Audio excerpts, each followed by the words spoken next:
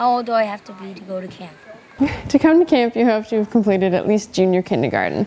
It's a long and busy day, and we have a lot of hills, which can get tiring if you're any younger than that. How do you decide what group I'm in? We'll put you in a group of campers that are about the same age as you, and we'll also take into consideration the amount of boys and girls in a group and their group requests. What kind of day will I have at camp? The buses arrive at 9 a.m. every morning, and then we head down to the Notch together for morning announcements and attendance. After that, the campers are off to their activities. They get to do swim twice a day. They can also participate in drama, arts and crafts, canoeing, archery, rock climbing, and games. Around 12, we have lunch together in the lodge, and then at 3:30 we close our day at the Notch again, and the buses leave by 4 every afternoon.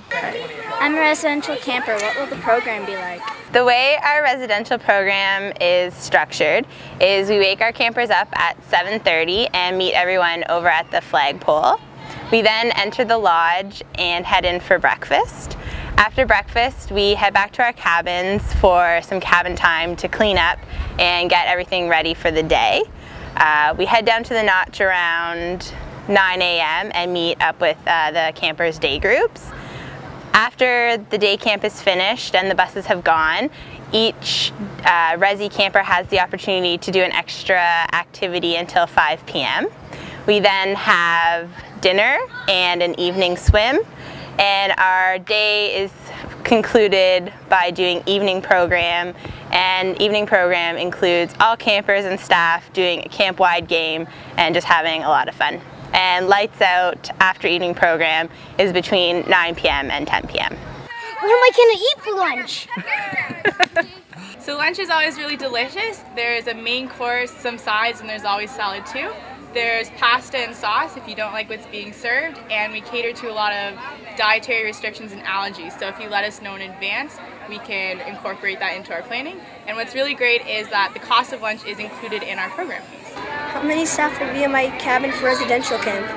Our cabins can hold up to 9 campers, and 2 staff stay in a separate room or in a cabin right next door, so they're available whenever they're needed.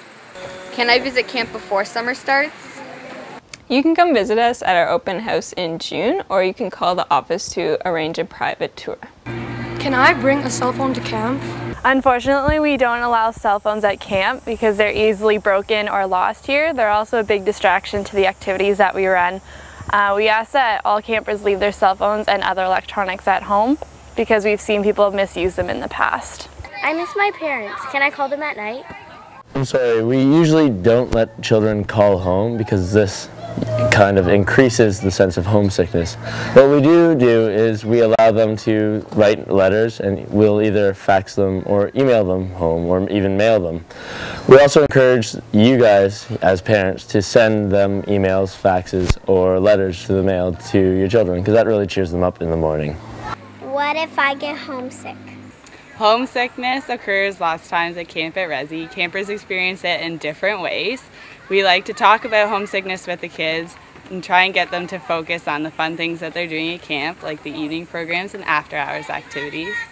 We try and keep them as busy as possible, but we also give them the opportunity to write letters home if they would like. Most campers do get through homesickness within a day or a couple days, and they realize how much fun they're having and that it is a great opportunity for growing confidence and independence. Where will I get on the bus? Well, if you live within the Aurora, Newmarket, Richmond Hill, Maple, Woodbridge, Kleinburg, and Holland Landing area, we can do door-to-door pickup for you. If you live in Toronto, Brampton, Mississauga, or Markham, we can do central meeting points where you would be able to meet the bus, and these would be between 8 and 8:30 a.m. and drop off between 4:30 and 5. If my child has special needs, will the camp be able to accommodate them? Yes, they will. We have a limited number of spaces in our one-to-one program for those with Down syndrome, Asperger's, and autism. We have a dedicated staff member who will integrate the child into camp successfully. How do you guys screen your camp counselors? Well, the first thing people do is fill out an application, and it's submitted. And we go through the applications to find out who is the most eligible, or who are the most eligible candidates. Once we've determined that, we meet with them personally And if the interview goes the way it should, and the candidates are successful, we go through the process of phoning their references.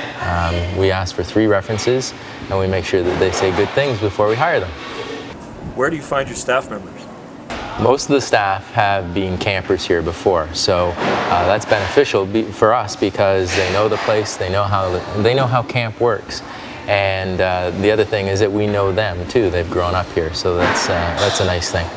Another way that we find staff is through our current staff. They tell their friends, and their friends apply and go through the same sort of process that anyone else would. And finally, there are people who just hear of us through the local community or through the internet, and they apply because they want to have some experience in terms of working with children, and they want to have fun throughout the summer too. So we take applications from these individuals as well.